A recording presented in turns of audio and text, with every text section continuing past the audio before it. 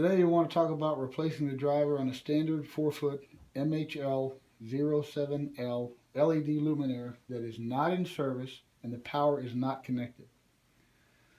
Tools we recommend to have handy are a battery drill with an extension and a 5/16 inch bit, a 5/16 inch nut driver, flat tip screwdriver, a pair of wire cutters and strippers, and 2 medium-sized wire nuts. First, we want to remove the cover to access the wiring compartment.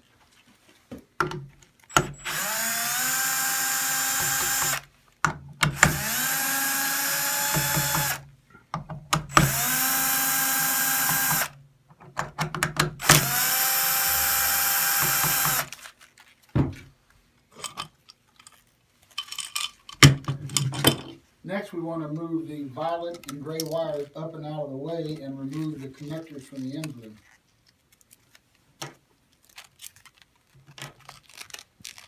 Using the flat tip screwdriver, loosen the 2 screws holding the terminal block plate in place.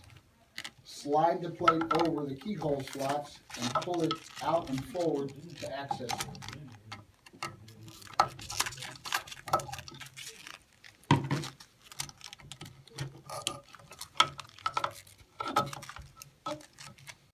Using your thumb or the flat tip screwdriver, depress the terminal block plunger above each of the yellow, blue, white, black, and white wires to unplug them from the terminal block.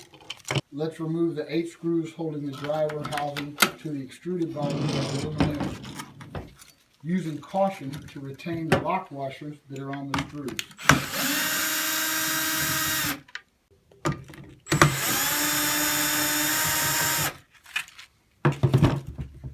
Carefully remove all 8 screws, again using caution to make sure the lock washers are staying on the screws themselves. Okay, now let's separate the driver housing from the extruded body by laying it over on the side. Take the black and red wires that are coming from the extruded body, and now we want to cut them as close to the connector as possible.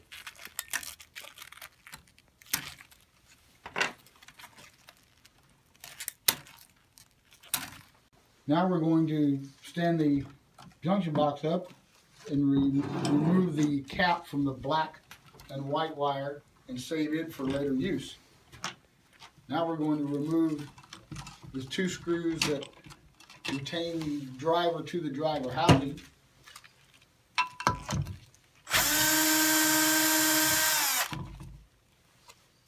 We also want to save these screws for future replacement.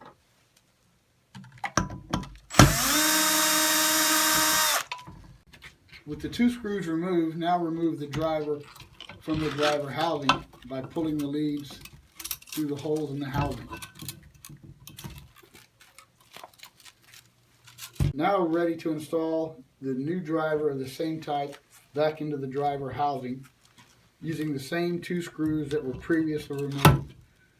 What we want to look for is keeping the yellow and blue-white wires on the left and the black-white wires on the right. Again, reinstall using the same 2 screws previously removed.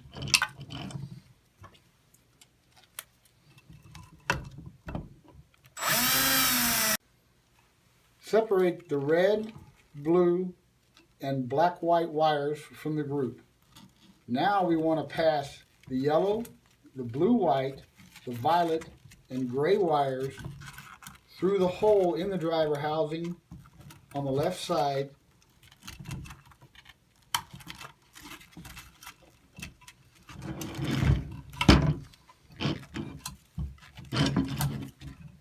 and gently pull them through to avoid creating any stress on the wires. Now let's pass the black and white wires through the hole in the driver housing on the right hand side.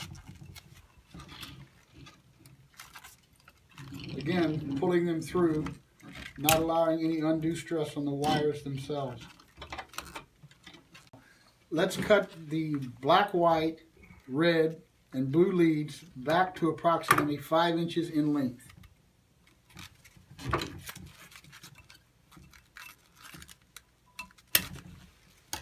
Using your strippers, let's strip each wire back approximately 3/8 of an inch.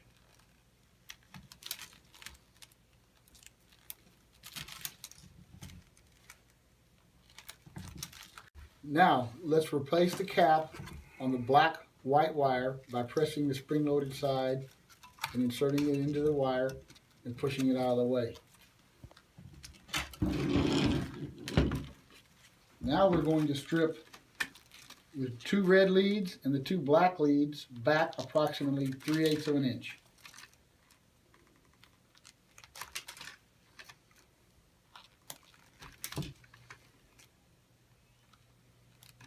Using the wire connectors, we want to connect both red leads to the red lead coming from the new driver.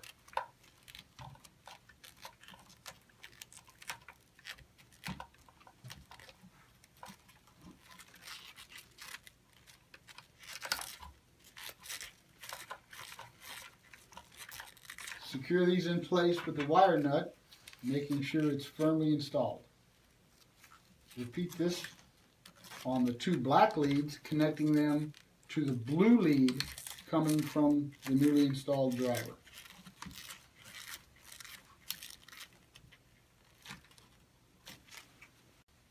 Inspect the gasket on the bottom of the driver housing, and if it's been damaged, it needs to be replaced. If not, proceed with aligning the driver housing back onto the extruded body, using caution to make sure none of the wires are pinched between the housing and the extruded body. Align the driver housing on top of the extruded body, aligning the 8 holes where the screws were previously removed, and let's replace them, using caution to make sure the lock washer stays in place. Don't tighten any of the 8 screws until all 8 of them have been installed and a few threads engaged.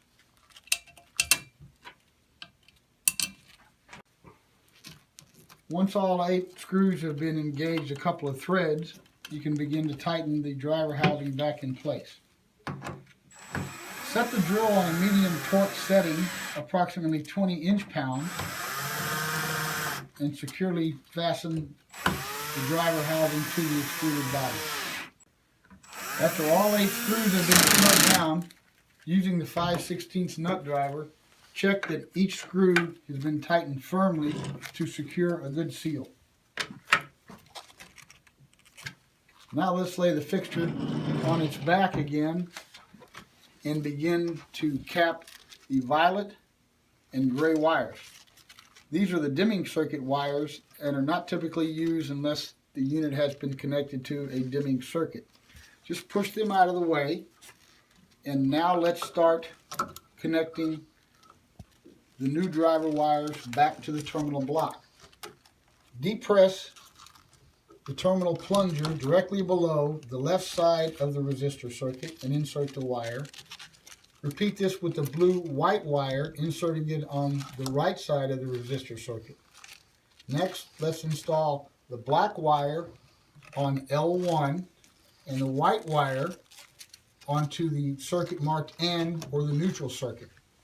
Now let's reposition the terminal block plate back into the driver housing by centering the keyhole slots over the heads of the screws, and secure back in place by retightening these screws with the flat tip screwdriver. Now let's check for proper operation. Connect the unit to a secure power supply, and then let's apply power to make sure the unit is functioning properly. Both LED circuit boards should be illuminated. If one of the boards is not functioning properly, it needs to be replaced under separate replacement instructions. With the power off and the power supply disconnected, let's replace the violet and gray wires back into the circuit housing and close the cover. Inspect the gasket, make sure it's not damaged. If it has been, it needs to be replaced. Now, once again, let's tighten with the 5/16 driver.